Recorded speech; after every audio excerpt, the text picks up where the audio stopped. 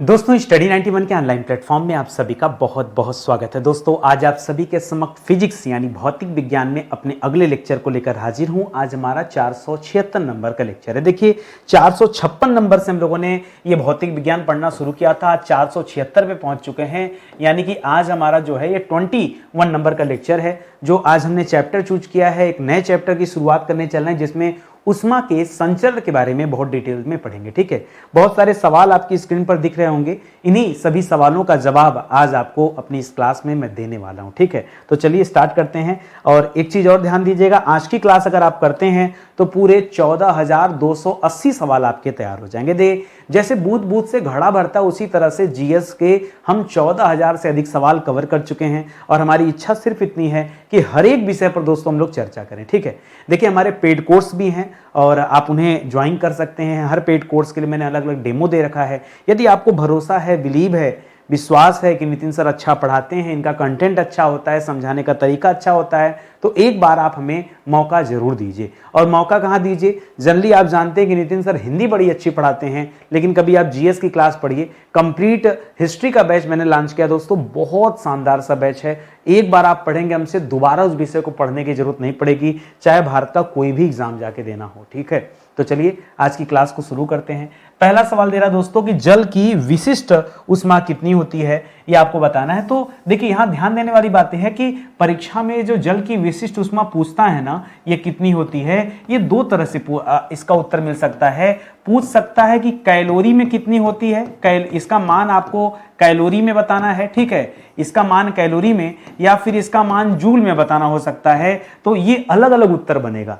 क्या पता मैं आपको क्या बता रहा हूं, परीक्षा में क्या पूछ रहा है। जल की विशिष्ट उष्मा कैलोरी में अलग होती है, जूल में अलग होती है। जैसे मैं कहूं कि मानव शरीर का तापमान फ़ारेनहाइट में अलग होता है, डिग्री सेल्सियस में अलग होता है, केल्विन में अलग होता है ना, उसी तरीके से जल की जो विशिष्ट उष्मा होती है वो कैलोरी में होती है। 1 कैलोरी प्रति ग्राम डिग्री सेल्सियस कितना होता है कैलोरी में, इसका मान होता है 1 कैलोरी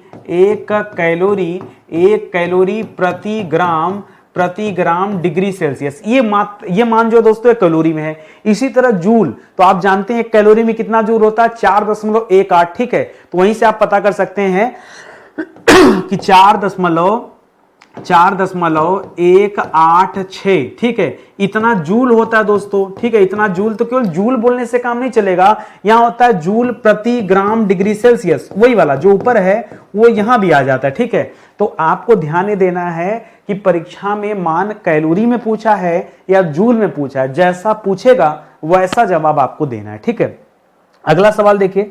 अगला सवाल दे रहा है कि गैसों की 2 विशिष्ट उष्माएं होती हैं, क्यों। गैसों की दोस्तों 2 विशिष्ट उष्माएं क्यों होती हैं, ये बताइए। ठीक है, 2 विशिष्ट उष्माएं क्यों होती हैं, क्योंकि जब आप गैस की बात करते हैं तो गैस के संदर्भ में ये होता है कि गैसों का आकार एवं आयतन दोनों अनिश्चित होता है। ठीक है, गैसों का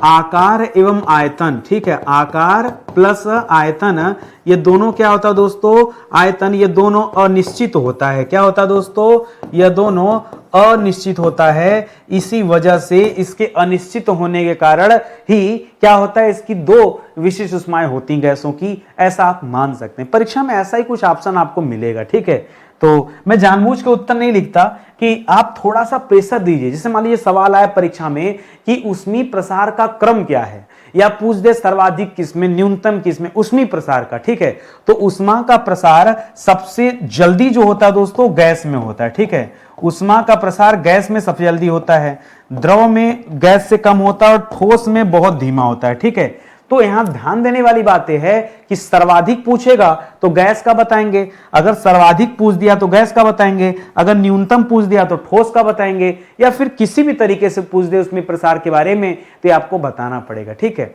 ऐसे ही सवाल परीक्षा में पूछे जाते हैं। ठीक है, आगे देखिए, करा रेखीय प्रसार का गुणांक क्या है। देखिए इसमें 3 तरह के गुणांक होते हैं। एक रेखीय प्रसार का गुणांक होता है, एक क्षेत्रीय प्रसार का गुणांक होता है और इसको अल्फा बीटा गामा बोला जाता है, और एक अंतिम में होता है आयतन प्रसार गुणांक। और तीनों के लिए दोस्तों जो फार्मूला होता है वो क्या होता है ये आपको बताना, या फार्मूला ही बताना। तो रेखीय प्रसार पूछे तो रेखीय प्रसार का संबंध हमेशा लंबाई से होता है, ठीक है।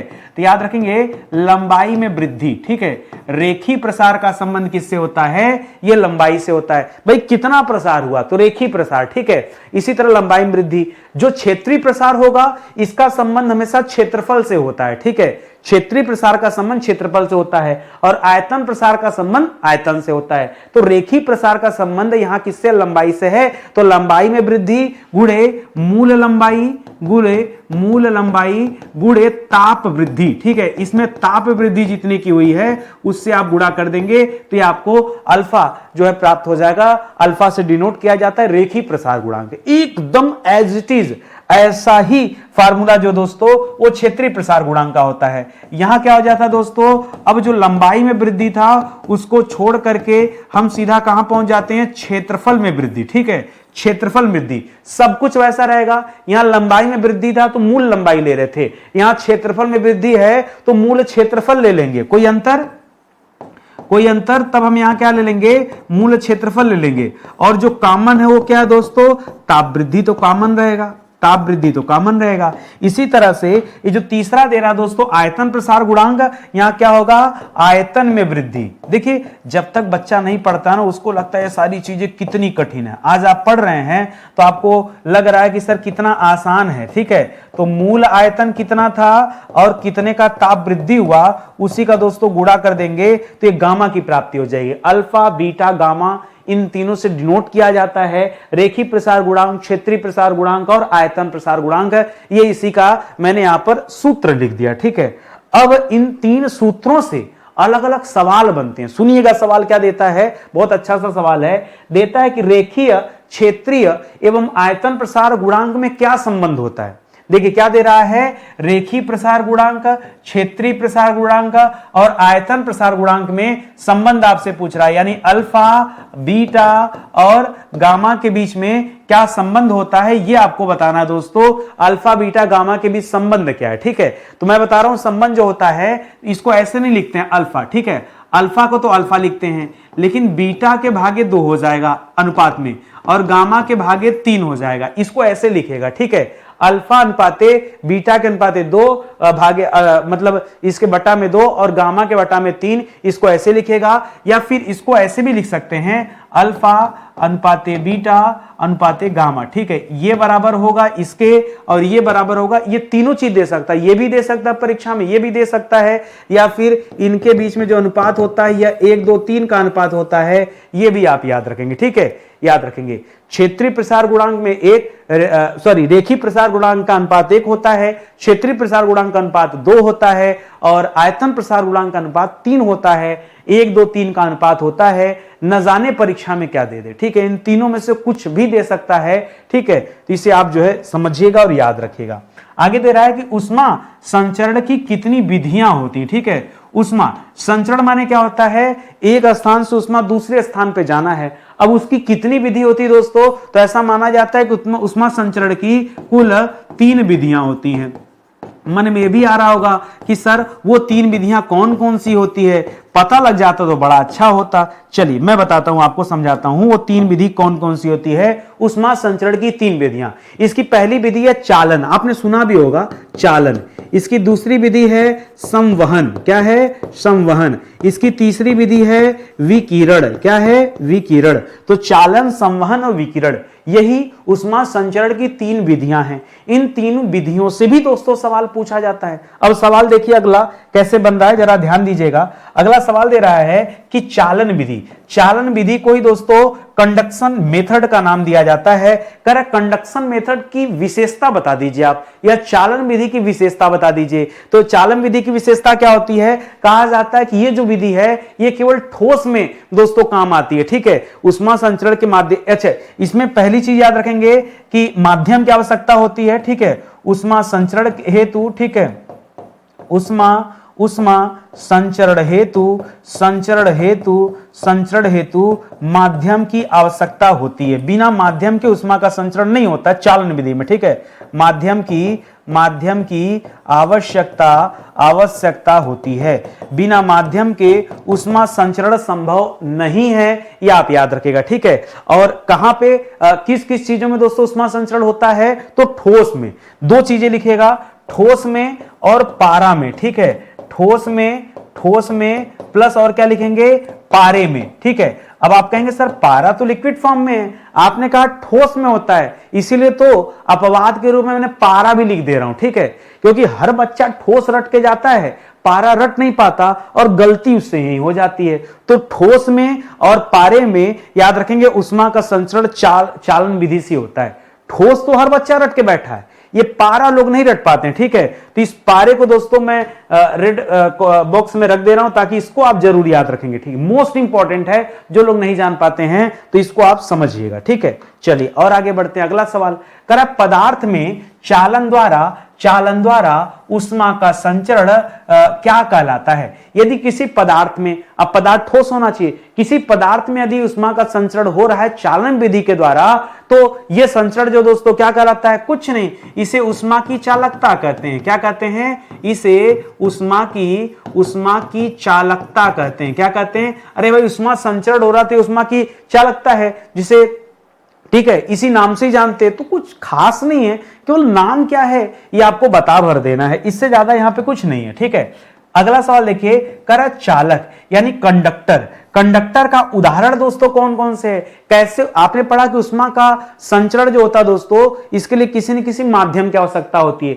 लेकिन चालक का उदाहरण आपको बताना है कि चालक क्या होता है, ठीक है। जिसमें उष्मा देखिए याद रखेंगे, चालक की बात हम क्यों कर रहे हैं, क्योंकि चालक में ही इसी के माध्यम से उष्मा का संचरण होता है। इस चालक के माध्यम से ही उष्मा का संचरण होता है। तो सवाल ये बनता है कि चालक यानी कंडक्टर में हम रखें किसे, तो दो तीन चीज याद रखिएगा। जितनी भी धातुएं होती हैं, ध्यान दीजिएगा, ठीक है, जितनी भी धातुएं होती हैं ये सब किसके उदाहरण हैं, याद रखेंगे सभी धातुएं, ठीक है। सभी धातुएं किसकी उदाहरण है, ये कंडक्टर की उदाहरण है चालक की। सभी धातुओं में उष्मा का संचरण हो सकता है, ये आप याद रखिएगा। या फिर दूसरा लिखेगा अम्लीय जल, ठीक है।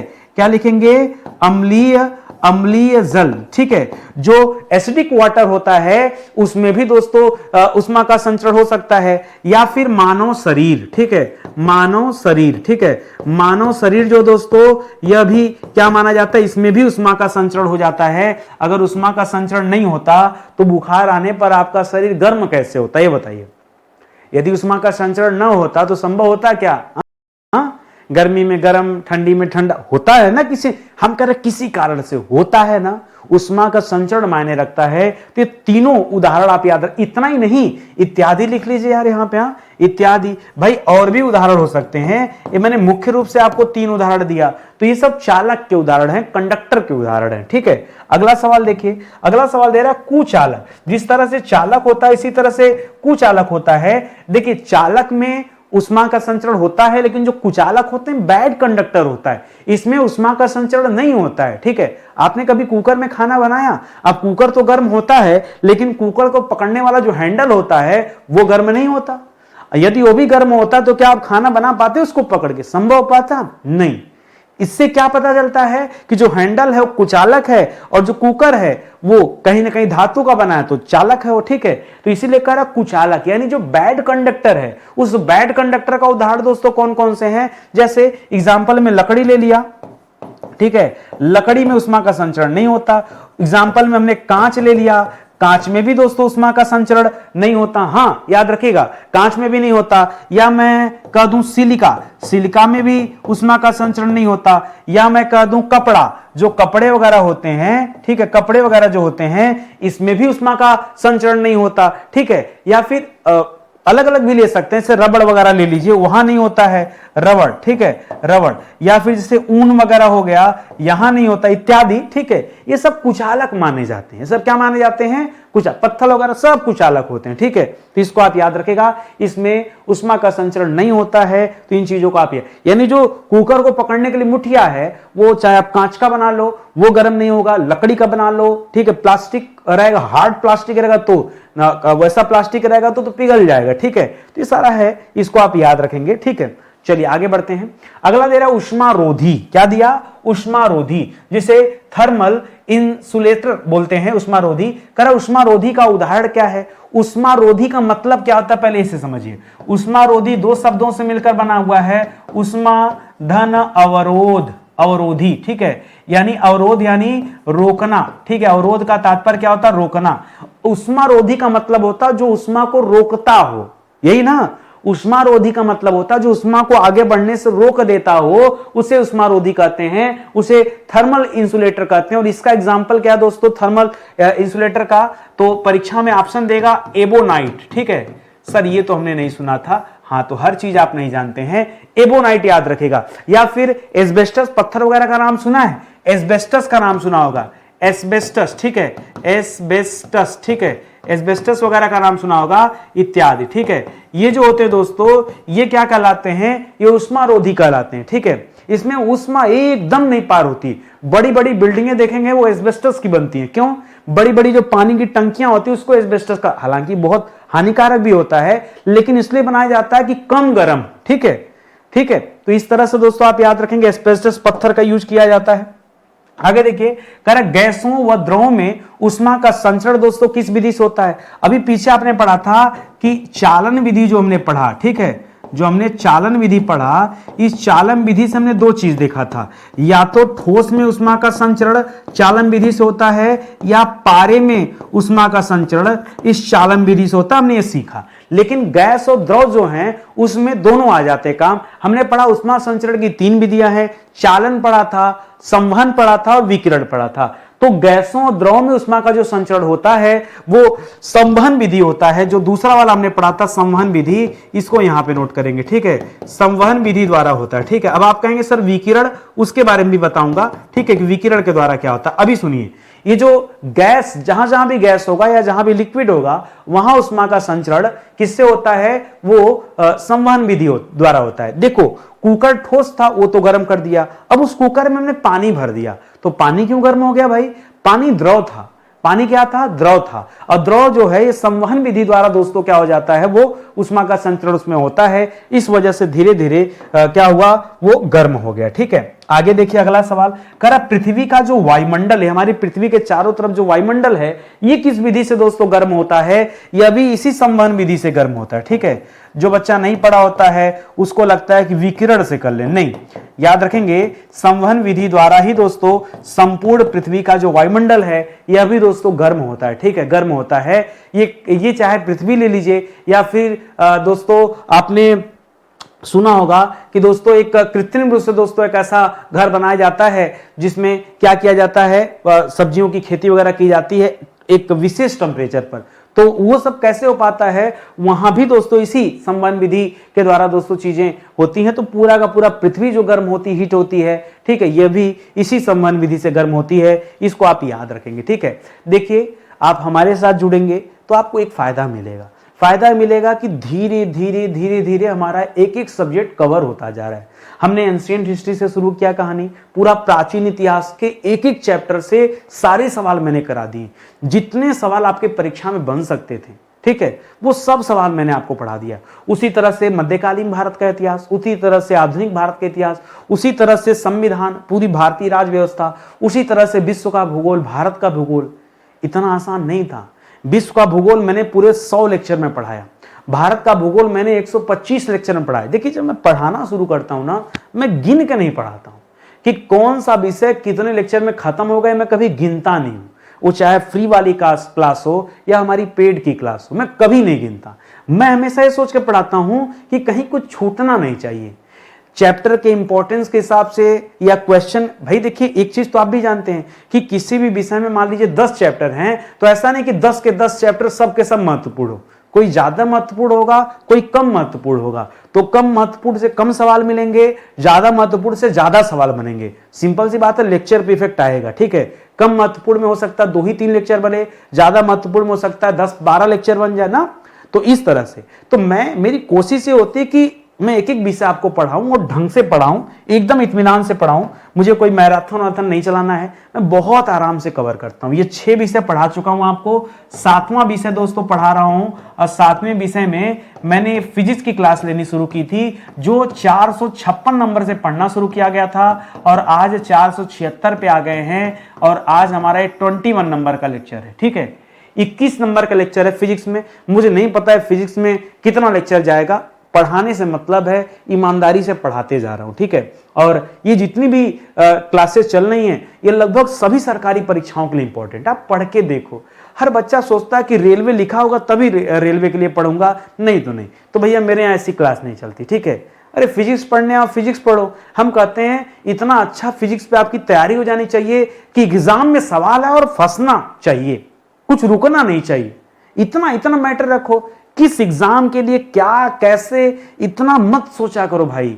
इतना मैं नहीं सोचता, आप क्यों सोचने चले जाते हो। ठीक है, थोड़ा आराम से चीजों को सीखो और समझो। ठीक है, चलिए आगे ले चलता हूं। अगला सवाल दे रहा है कि किस विधि में ऊष्मा संचरण के लिए माध्यम की आवश्यकता पड़ती है। अरे ये तो हमने शुरू में पढ़ा था कि जो चालन विधि था उसमें भी माध्यम की आवश्यकता पड़ती है और संवहन में भी कहीं ना कहीं माध्यम की आवश्यकता पड़ती है।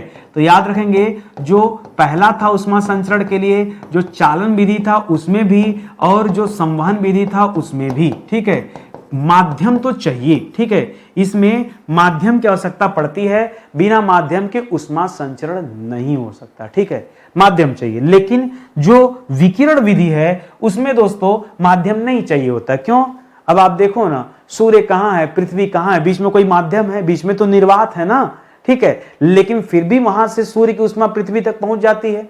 हाँ, पृथ्वी तक पहुंच जाती है। कैसे संभव है? ये विकिरण द्वारा संभव है। अगला सवाल भी दे रहा है कि निर्वात में ऊष्मा का संचरण जो दोस्तों ये किस विधि द्वारा होता है। तो ऊष्मा का संचरण निर्वात में विकिरण विधि द्वारा होता है और ये विकिरण विधि दोस्तों ये तीसरा विधि है। ठीक है, विकिरण विधि। ठीक है, विकिरण विधि द्वारा दोस्तों ये होता है, इसको आप याद रखेंगे। ठीक है, किसमें? निर्वात में ऊष्मा का संचरण ये विकिरण विधि होता है, तभी तो सूर्य का प्रकाश पृथ्वी तक पहुंच पाता है। इसको आप याद रखेंगे। ठीक है, तो याद रखेंगे जैसे सूर्य का प्रकाश, ठीक है, सूर्य के प्रकाश का पृथ्वी तक पहुंचना, सूर्य के प्रकाश का पृथ्वी तक पहुंचना। ठीक है, यह कैसे संभव हो पाता दोस्तों? यह पहुंचना यह विकिरण विधि द्वारा संभव है। इसको आप ध्यान में रखेंगे। अगला सवाल देखिए, अगला दे रहा है कि पृथ्वी तक सूर्य की ऊष्मा किस विधि द्वारा पहुंचती। अभी मैंने पढ़ाया और देखिए सवाल भी आ गया। ठीक है, तो ये किस विधि द्वारा दोस्तों? सिंपल सी बात है, ऊपर ही पढ़ा, कुछ अलग से नहीं हो जाएगा। याद रखेंगे, विकिरण विधि द्वारा ही यह सूर्य का प्रकाश जो है ये पृथ्वी तक पहुंचता है। कितना समय लगता है? समय कितना लगता है? ठीक है, पृथ्वी तक पहुंचने में समय कितना लगता है? 2 उत्तर है। या तो याद रखेगा 500 सेकेंड। ठीक है, या तो याद रखेगा 8 6 48। ठीक है, 8 मिनट। ठीक है, 8 मिनट प्लस 20 सेकेंड। ठीक है, 8 मिनट 20 सेकेंड या 500 सेकेंड, ये एकदम एग्जैक्ट टाइम है जितने समय में ये सूर्य का प्रकाश गति करके दोस्तों पृथ्वी तक पहुंच जाता है। इसको दोस्तों आप याद रखेंगे। अच्छा, अगला सवाल देखिए, कह रहा 100 डिग्री सेल्सियस, इतने में तो उबल जाएगा पानी जो है दोस्तों, ये 100 डिग्री सेल्सियस पर उबल जाता है, ये क्वथनांक है इसीलिए। ठीक है, कह रहा 100 डिग्री सेल्सियस की वाष्प द्वारा उत्पन्न जलन उसी ताप के पानी द्वारा उत्पन्न जलन से अधिक गंभीर होता है। ठीक है, देखिए कह रहा 100 डिग्री पानी से आप उतना नहीं जलेंगे जितना पानी के भाप से जल जाएंगे। आपको नहीं भरोसा है तो याद रखेगा, 100 डिग्री सेल्सियस खौलते पानी में आपका हाथ चला जाए, आप उतना नहीं जलेंगे जितना ज्यादा पानी के भाप से जल जाएंगे। क्यों? ये सारी कहानी गुप्त ऊष्मा की वजह से होती है। ठीक है, तो याद रखेंगे उसी ताप के पानी द्वारा उत्पन्न जलन से अधिक गंभीर होती है। क्यों? क्योंकि वाष्प में जो गुप्त ऊष्मा होती है वो बहुत ज्यादा होती है।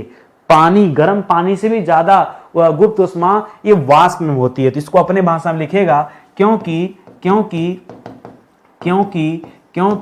वाष्प में गुप्त ऊष्मा गुप्त उष्मा अत्यधिक होती है, ठीक है, अत्यधिक होती है। इसी वजह से पानी की अपेक्षा भाप से जलना ज्यादा खतरनाक होता है, वो आपको ज्यादा जलन देता है, ज्यादा दर्द देता है, ठीक है।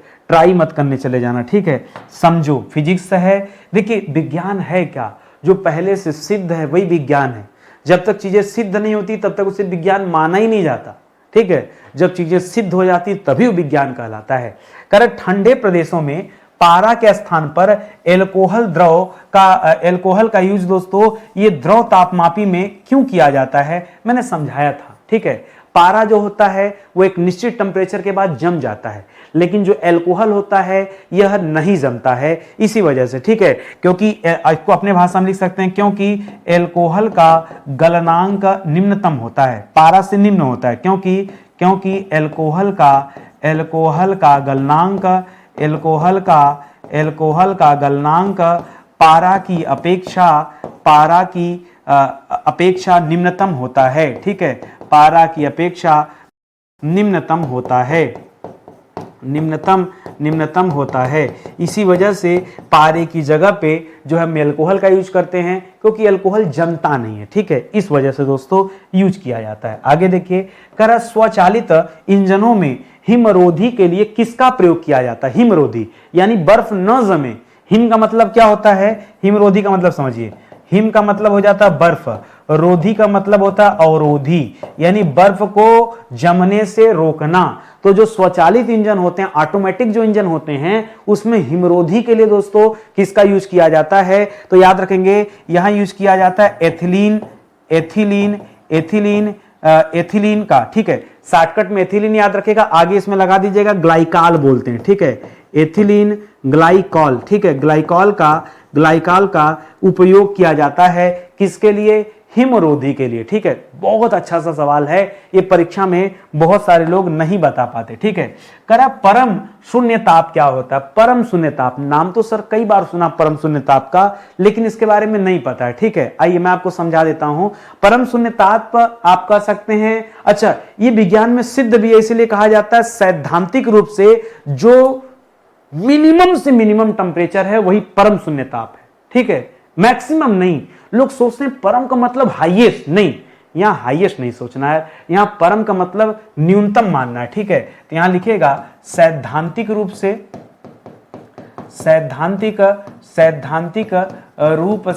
ठीक है, न्यूनतम, ठीक है, न्यूनतम संभव ताप,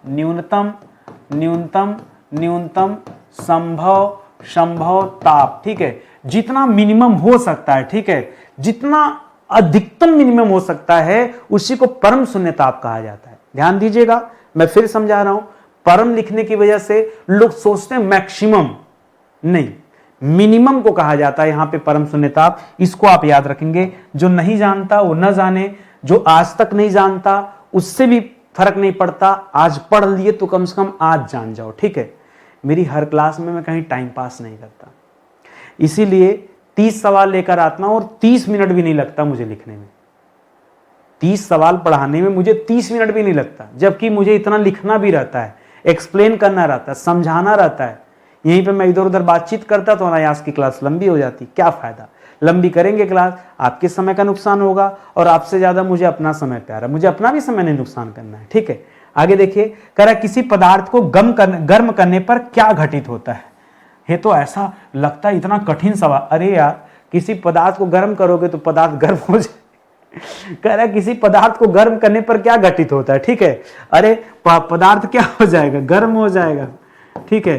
पदार्थ गर्म हो जाएगा। अब आप सोच रहे होंगे सर इतना बेवकूफ तो एग्जामिनर नहीं है, हाँ, परीक्षा कितना बेवकूफ तो नहीं कि ऐसा सवाल पूछो, कुछ और पूछना चाह रहा होगा। जी हाँ, वो एक्चुअली आपसे नहीं पूछना चाह रहा है। अब आप कहेंगे पानी को गर्म करेंगे तो क्या होगा? पानी गर्म हो जाएगा, वो आप सोच रहे हो। आपको थोड़ा सा और सोचना है। आयतन और घनत्व पे क्या प्रभाव पड़ेगा। जब आप किसी चीज को गर्म करते हैं तो जो उसका आयतन होता है वो आयतन में क्या हो जाता है दोस्तों, आयतन में वृद्धि होता है। ठीक है, हमेशा याद रखिए किसी भी चीज को जब गर्म करेंगे तो आयतन उसका बढ़ेगा। ठीक है, लेकिन उसके विपरीत जो उसका घनत्व होता है, जो उसकी डेंसिटी होती है, वो डेंसिटी क्या होगी दोस्तों, घटेगी। ठीक है, तो पदार्थ को गर्म करने पर आयतन बढ़ता है और घनत्व कम होता है। ये एग्जामिनर आपसे जानना चाह रहा था, न कि ये कि किसी चीज को गर्म करने पर वो चीज गर्म हो जाएगी। ये नहीं पूछना चाह रहा था। ठीक है, चलिए कोई बात नहीं, आइए और आगे बढ़ते हैं। अगला सवाल, करा थर्मोस्टेट जो यंत्र होता है इसका काम क्या होता है। उसके तो नाम में लिखा है थर्मो। थर्मो का मतलब वो ताप को मापता है। तो याद रखेगा यह तापक्रम का स्थिरीकरण ज्ञात किया जाता है। ठीक है, तो याद रखेंगे तापक्रम का स्थिरीकरण। ठीक है, स्थिरीकरण इससे पता चलता है कितना टेम्परेचर है। कुल मिला जुला के दोस्तों यह बताता है थर्मोस्टेट जो होता है। ठीक है, और आगे बढ़िए। अगला सवाल दे रहा है कि रेफ्रिजरेटर जो होता है, रेफ्रिजरेटर का मतलब क्या है, अपने भाषा में लिखो इसको। ठीक है, सिंपल से याद रखो फ्रीज। ठीक है, अगर फ्रीज में ये जो थर्मोस्टेट होता है इसका काम क्या होता है, फ्रीज में जो थर्मोस्टेट लगा होता है इसका काम क्या होता है, तो याद रखिएगा एक समान तापमान को एक समान तापमान को, एक समान टेम्परेचर को, तापमान को बनाए रखना। ठीक है, बनाए रखना।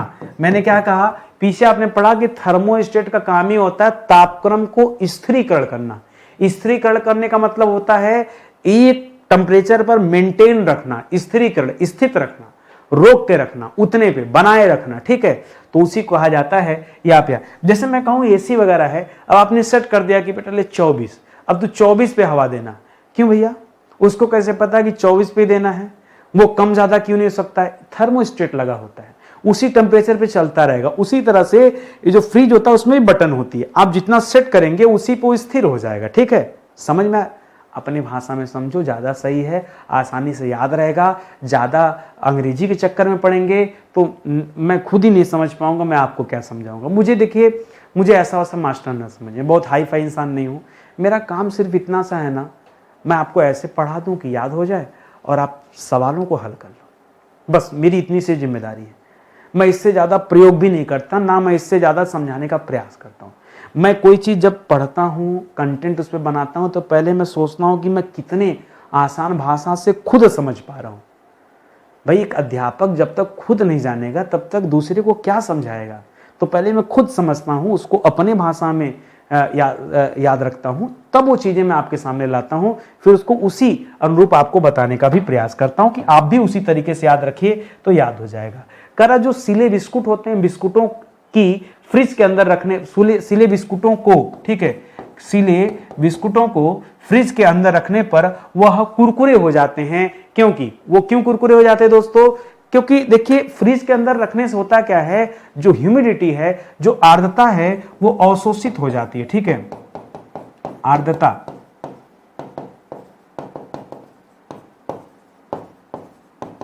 फ्रिज में रखने से क्या होता है कि ऐसे बाहर रहता है, हालांकि सिले हैं, तो दोस्तों हो सकता हो बरसात वगैरह के टाइम में आप देखते हैं कि हम लोग बोलते हैं मेहरा आ जाता है, कुरकुरे वगैरह, चिप्स वगैरह खराब हो जाता है किसी वजह से, तो उसके अंदर अगर उसको फ्रिज में रख दिया जाए तो उसकी जो आर्द्रता है उसको वो अवशोषित हो जाते हैं, होकर द्रव के रूप में बाहर निकल जाते हैं। इस वजह से दोस्तों फ्रिज के अंदर चीजें रखने से कुरकुरी हो जाती हैं। आप ट्राई कर लीजिएगा, ठीक है, आपको खुद ही समझ में आ जाएगा, ये घर पे आप ट्राई कर सकते हैं। करा बर्फ का टुकड़ा पेय को ठंडा बनाए रखता है, क्यों? कोई बर्फ का टुकड़ा है, उसको आपने किसी पेय में डाल दिया, सर पेय में डालने से अच्छा है पानी में न डाल के सर किसी बियर में डाल दिया जाए तो आनंद आ जाएगा, किसी अल्कोहल में डाल दिया जाए तो आनंद आ जाएगा। वो आनंद आप साइड में रखो, कोई भी पेय है आप जैसा सोच लो भैया, आपकी जो इच्छा हो, ठीक है, जो उस कैटेगरी वाले होंगे अपने अपने अनुरूप, देखो याद रखने से मतलब है। कर बर्फ का टुकड़ा यदि पेय को ठंडा बनाए रखता है, क्यों? क्योंकि पेय से गुप्त उष्मा बर्फ के पिघलने से बाहर निकलती है। क्यों? क्योंकि किसकी गुप्त उष्मा दोस्तों? बर्फ की गुप्त उष्मा की पेय की? नहीं, पेय से गुप्त उष्मा, ठीक है, जो पेय पदार्थ है, पेय से गुप्त उष्मा क्या होती है दोस्तों? पेय से गुप्त उष्मा प्राप्त कर गुप्त ऊष्मा प्राप्त कर बर्फ जो है पिघलने लगता है। ऊष्मा प्राप्त कर बर्फ पिघलने लगता है। धीरे धीरे क्या होता है दोस्तों, पिघलने लगता है। इसी बर्फ को अगर बहुत ठंडे पानी में डालोगे तो थोड़े पिघलेगा, वो जितना गर्म होगा उसमें ज्यादा पिघलेगा। ठीक है, तो वही कह रहा है कि क्योंकि पेय से गुप्त ऊष्मा ग्रहण करके ये जो बर्फ होता है दोस्तों पिघलने लगता है। इस वजह से दोस्तों इसके पिघलने से, क्योंकि बर्फ ठंडा है तो पूरे पेय को धीरे धीरे वो ठंडा कर लेता है। तो यही दोस्तों कारण है, ये आप याद रखेंगे। ठीक है, चलिए और आगे बढ़ते हैं अपने अगले सवाल पर। अगला दे रहा है कि रेफ्रिजरेटर, रेफ्रिजरेटर का अर्थ ही क्या दोस्तों, रेफ्रिजरेटर का अर्थ है फ्रीज, घबराइएगा मत। ठीक है, कह रहा है रेफ्रिजरेटर में खाद्य पदार्थों को ताजा रखने हेतु सुरक्षित तापमान कितना होता है, कितने टेम्परेचर पर उसको रखा जाए दोस्तों। तो ऐसा माना जाता है कि अगर हम 4 डिग्री सेल्सियस पर उसे रखें, किसी खाद्य पदार्थ को रखें फ्रिज में, तो खाद्य पदार्थ अधिक समय तक संरक्षित रहेगा, सुरक्षित रहेगा, खराब नहीं होगा। देखिए गर्मियों के समय में यदि खाने पीने का सामान बाहर रख दो तो रात भर में खराब हो जाता है, होता है ना। लेकिन उसी चीज को अगर फ्रिज में रखा जाए तो नहीं खराब होता है। क्यों? क्योंकि दो बैक्टीरिया वगैरह होते हैं दोस्तों, वो धीरे धीरे खाने को दूषित करते हैं। लेकिन 4 डिग्री पर जाने के बाद दोस्तों ये क्रिया सुस्त हो जाती। इसी कारण फ्रिज में रखे खाने बाहर रखे खाने की अपेक्षा अत्यधिक समय तक संरक्षित रहते हैं, सुरक्षित रहते हैं। इसको आप याद रखेंगे। ठीक है, करा बड़े शीतगृह संयंत्र प्रशीतक के रूप में, बड़े शीतगृह में प्रशीतक के रूप में, ठीक है, बड़े बड़े जो कोल्ड स्टोर होते हैं, ठीक है, कोल्ड स्टोर जानते हैं ना, अरे जिसमें आलू प्याज टमाटर वगैरह रखा जाता है, ठीक है, कि वो जो है सही रहे। ठीक है, तो बड़े शीतगृह संयंत्र में प्रशीतक के रूप में अमोनिया का उपयोग करते हैं, जबकि घरेलू प्रशीतक के रूप में किसका यूज किया जाता है दोस्तों, तो घरेलू में हम सीएफसी का यूज करते हैं। ठीक है, अब देखिए सीएफसी को बोला जाता है क्लोरोफ्लोरोकार्बन। ठीक है, क्या कहा जाता है, क्लोरोफ्लोरोकार्बन। सुनिए पहले मेरी बात सुनिए, ये जो सीएफसी होता है दोस्तों बहुत खतरनाक गैस है, बहुत खतरनाक। ये इतना ज़्यादा खतरनाक है कि हमारे वायुमंडल में, समताप मंडल के पास में जो ओजोन परत पाई जाती है, जो ओजोन परत सूर्य से आने वाली परावैंगनी किरणों को रोक करके हमारी रक्षा करती है कि हमको त्वचा कैंसर न हो जाए, ये उसी को छेद देती है। ये सीएफसी सर निकलती कहाँ से, 2 जगह से ज़्यादातर निकलती है, या तो निकलती है फ्रिज से या तो निकलती एसी से। ठीक है, तो याद रखेंगे, या तो फ्रिज से ये सीएफसी बाहर निकलती है, या तो एसी से दोस्तों ये सीएफसी एयर कंडीशन, या तो एसी से बाहर निकलती है। बहुत खतरनाक होता है। ठीक है, लेकिन बिना सीएफसी के ये ना हमारा एसी के बिना कमरा ठंडा हो पाएगा, और ना आप जो है ठंडा पानी पी पाएंगे बिना फ्रिज के। ठीक है, मजबूरी है। लेकिन अब आप सोचेंगे कि सर बड़ा बड़ा जो कोल्ड स्टोरेज होता है क्या वहाँ भी एसी होता है? नहीं, वहाँ अमोनिया के माध्यम से दोस्तों उसको ठंडा करके रखा जाता है, एक टेम्परेचर पे मेंटेन रखा जाता है, वहाँ सीएफसी नहीं होता है। ठीक है, अमोनिया का प्रयोग आप कह सकते हैं व्यावसायिक रूप से किया जाता है। ठीक है, कैसे किया जाता है, व्यावसायिक रूप से, जबकि जो घरेलू रूप से हम लोग यूज करते हैं वो फ्रिज वगैरह में, एसी वगैरह में, वो प्रशीतक के रूप में हम सीएफसी का यूज करते हैं। याद रखेंगे, ये कई सारे बच्चे नहीं जानते होंगे, आज पढ़ेंगे तो जान जाएंगे। करा बड़े शीतगृह जो संयंत्र होते हैं इसमें प्रशीतक के रूप में प्रयुक्त अमोनिया को किस ताप व दाब पर दोस्तों द्रवित किया जाता है, तो याद रखेगा उच्च दाब पर। ठीक है, उच्च दाब पर दोस्तों उसे द्रवित किया जाता है। ठीक है, उच्च